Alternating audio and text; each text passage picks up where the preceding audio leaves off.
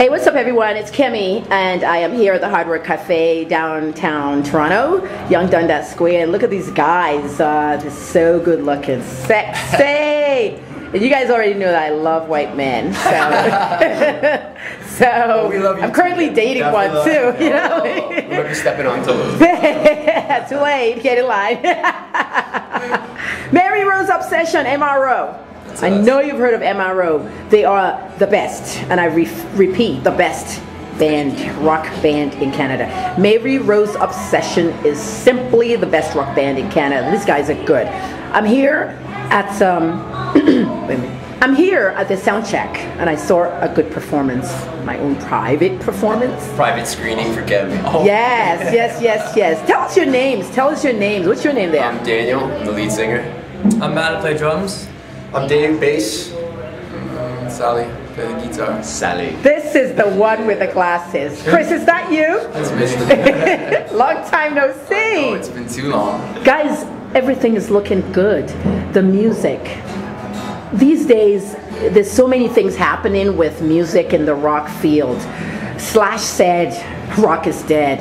That angered me. That angered us. It angered you too? Not dead in our hearts. Not dead in our hearts. Yeah? Tell me what you thought about that. Everybody has their opinion. I mean, Slash in a sense, he is a little bit right. I mean, it's come down to an age of music where it's more about facade. It's more about, you know, being cool. It's about having, you know, the odd little cool tune and trying to squeeze that one song as much as possible. And we're not about that.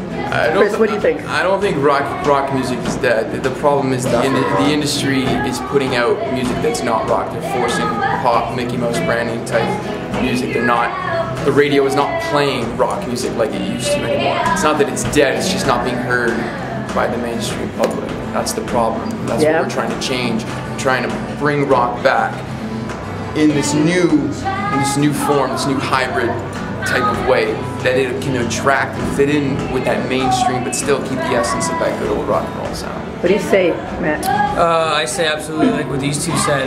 You know, rock's not dead. There's so many talented people out there playing all over the world, you know, especially here in Canada. But for a city like this in Toronto where we live, it's really hard for a rock band to get heard and get that attention because, you know, Toronto's filled with a lot of other styles of music, a lot of other genres that seem to be the more trendy thing in Toronto.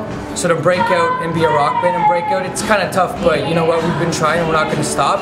It's been working so far, some good things are happening, and you know, rock's out there. It's everywhere, it's just got to be heard. Well, how about you, Daniel? Well, so far so good. We're on the right track with things that we've been doing.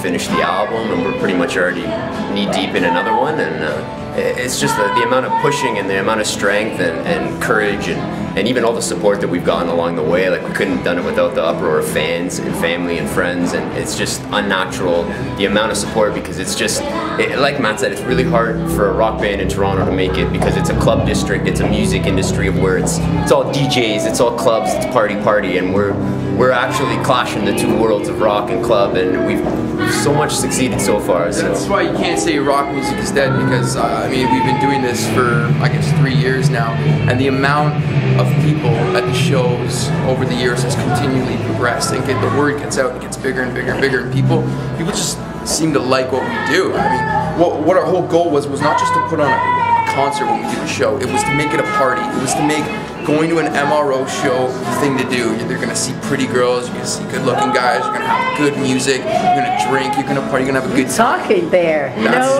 going to that's a quote for the blog. Going to an MRO. It's a party, and that's the problem. That's the problem with a lot of these rock bands today, is they forget about the role. And in my opinion, the role is the most important part of a rock and roll. Yeah. And that's what we do. One of the things I want to say, you know, about this whole thing is I find out there's a lot of bands there that are kind of put together. You know, singer here, writer here, different people. You guys are original? Yes. All original. Oh, there's two sets of brothers here. Now, put your hands up if you're the Bundes brothers. Look at them. Now, the Grandinetti brothers, we already know that they already look like twins. But you know, you guys do original music. You play your own music. It's straight up, you know, the fans are going to see it on this video. The readers are going to see it. And that's what I like about it. It's not people from everywhere doing everything for you. And that's one thing I feel that makes MRO unique. So how do you come about writing your own music? and some of the songs you do? Writing comes in a lot of various ways. Sometimes it'll start from Daniel. Sometimes it'll start from Chris. You know, a lot of the time where Chris will put some ideas together, then bring it to the rest of the band, where we'll throw it on a jam floor, kind of start with it there, and just play around with it. Things will either pick up from there or not pick up, but we kind of know at that point if this is going to be a good song or not a good song. Right. But it'll always start from an idea from usually here or here, and then we'll all put our input in, make it that MRO touch, and then like I said, we feel it out on the jam floor, and we kind of know right then if it's going to be our kind of hit or not. Do we know the name of your album yet, Danny? The one that's the one that's out. No, the one that's coming. The one that's coming? No, not yet. No name yet. We've talked about a couple of the names, so we're not going to put any of the names out there just in case for future albums. It's a secret. It's a secret. Are you doing a song about me? Sure.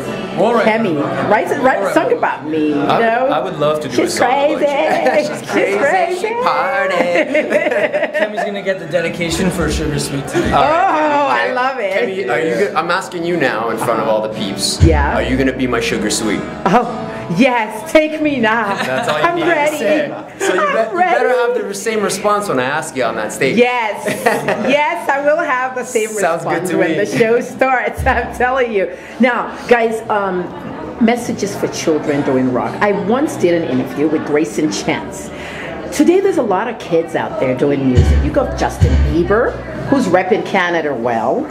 You have this kid called Cody Simpson. Have you seen him pop from Australia? Then you have all the other children. There's a lot of them. Yeah. There's Vital, he's from Toronto. There's Mindless Behavior. These are black kids from the States. They're going to open for Janet Jackson. All I see around me is kids. And then there's Lindsay Allwood, who's coming up. She's from out here in Niagara. Kids everywhere. So Grayson Chance goes and plays the piano to a Lady Gaga song, and he gets what, 40 million hits on YouTube. Goes on Ellen DeGeneres signs him and all that. And we get on the red carpet with him and we ask Grayson, do you know MRO? I saw that, Grayson. I saw that. You saw that video? And the kid tells us he's into rock music and everything.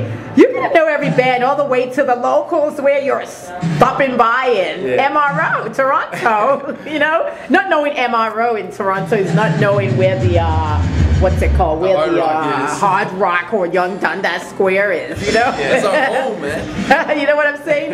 And Grayson said, no, I don't know them. Blah blah blah. Young children are getting into music now. As a whole, this question I'm posing to you. Young children are getting into music now as a whole. And the kids I'm seeing, and I'm not going to differentiate them by race, white or black, but most of the white kids are playing instruments. And I want all the kids to play instruments, even if it's hip hop or whatever. Beats are being put together and things are being put together, but what's your advice to kids if you really want to succeed? Justin is playing 2 instruments. You know, Tell us one by one. A lot of musical, it comes from you within. So if you can express yourself through an instrument, it's probably the closest thing to a love that you can have. Sure.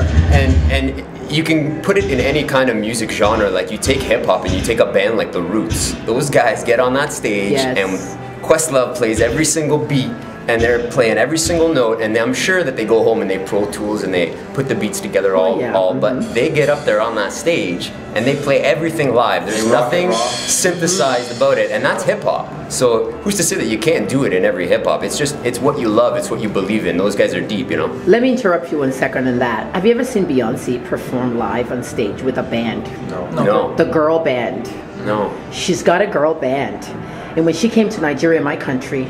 Oh, it was awesome. You can see that. You can see all this stuff on YouTube.